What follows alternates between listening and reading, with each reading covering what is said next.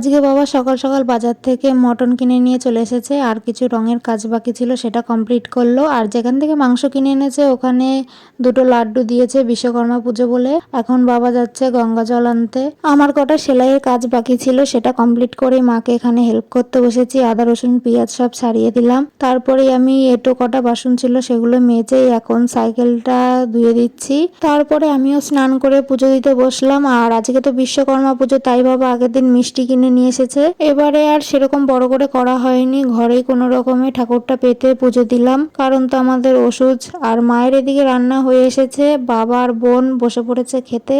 তারপরে আমিও বসে পড়লাম খাওয়া দাওয়া কমপ্লিট করে। তারপরে একটা আইসক্রিম খেলাম। আর সন্ধেবেলা এসেছে পাড়াতে ফুচকা। আজকে তো বাবা বাড়িতেই আছে, তাই আর বাইরে খেলাম না, ঘরেই নিয়ে এসে সবাই মিলে একসাথে বসে খেলাম। আর আমি জল ফুচকা খাই ওই লাস্টে স্পেশাল ফুচকা খাওয়ার জন্য। তো ভিডিওটা এইটুকুই, সবাইকে টাটা।